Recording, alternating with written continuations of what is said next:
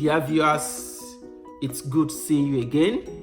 Femi Ayodele is my name, and in today's video I'll be discussing with you a very important topic, one of the commonest cause of preterm delivery and second trimester miscarriage. The topic is incompetent cervix.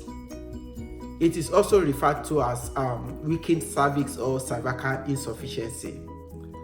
Before I go further into today's topic, I would like to share a story with you. I was in a transit at an international airport when I ran into a friend of mine whom I have not seen for quite a number of years.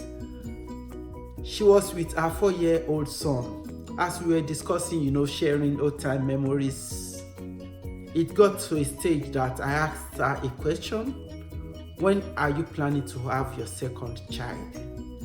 She then replied that she had tried many times, but it always results into miscarriages.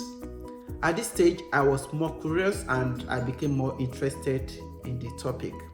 On probing further, I discovered that she delivered her first son prematurely at gestational age of 32 weeks. However, the subsequent pregnancies were resulted in miscarriages, usually at 16 to 24 weeks of gestation. However, none of the pregnancies survived. The miscarriages were usually painless one and just sudden notice of vaginal pressure, then subsequent rupture of membrane. After this casual discussion, I knew the possible cause of her miscarriages and preterm delivery. And I knew it was likely to be incompetent cervix. I then advised her on what to do before, during, and after the next pregnancy. The good news is that she have another baby now. This motivated me to share this topic with everyone. Incompetent cervix is one of the most underdiagnosed causes of miscarriages and preterm delivery in third world countries, where majority of the population have no access to a qualified medical practitioner. What is cervical incompetence? Cervical incompetence occurs when the cervix is weak, causing premature delivery or contributing to miscarriage of pregnancy. Cervix is the tissue at the lower parts of the uterus keeping the pregnancy in the womb. It serves as the gateway to the womb. It needs to remain closed, hard, and firm during pregnancy in order to be able to carry the growing weight of the pregnancy. However, during labor, the cervix becomes thin, soft, and then open in order to have a normal delivery of the baby. A weakened cervix becomes too weak to carry the growing weight of pregnancy, leading to preterm delivery or miscarriage. This usually occurs in the second trimester, usually after the 14th week of gestation. The cervical dilatation is usually painless. The patient may just notice sudden liquid drainage. Other symptoms that may be noticed by the patient is vaginal pressure, pelvic pain, spotting, discharge, or even bleeding. What are the risk factors for weakened cervix or cervical incompetence? 1. Inborn uterine or cervical anomaly is a risk factor. When there is collagen abnormalities, is a very important risk factor. Previous surgeries to the cervix or damage to the cervix during difficult birth is a risk factor for incompetent cervix. Previous trauma to the cervix, such as DMC, dilatation and curettage, during termination of pregnancy, or evacuation of incomplete abortion. Multiple gestation may weaken the cervix. Growing maternal age is a risk factor. Also, exposure to diethylstilbestrol. However, diethylstilbestrol is a banned drug now. It's no longer available. Diagnosis of incompetent cervix is made via detailed medical history, physical examination, and the peak of short cervix on ultrasound.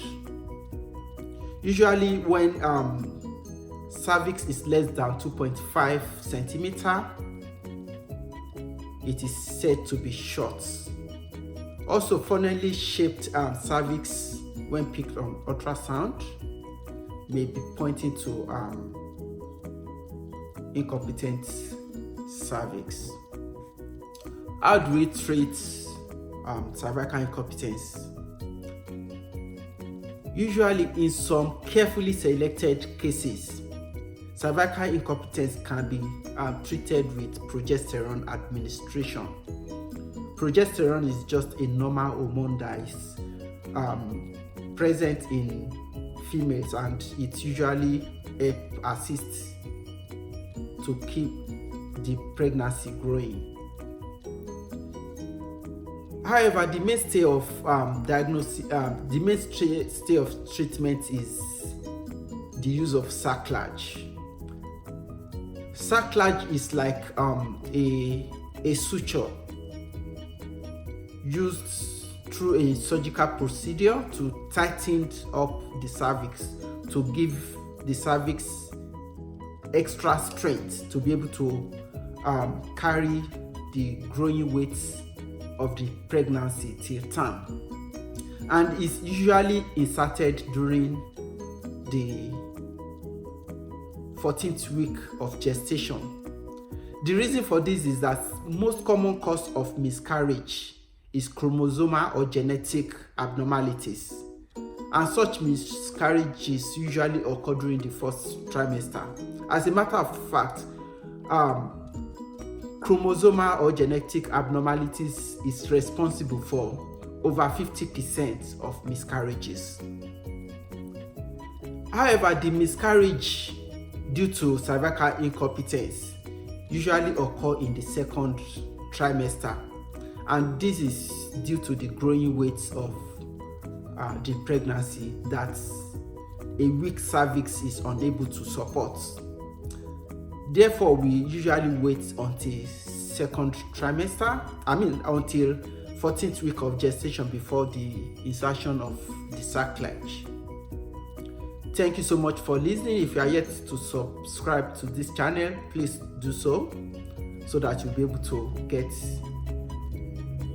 my video when I publish another video.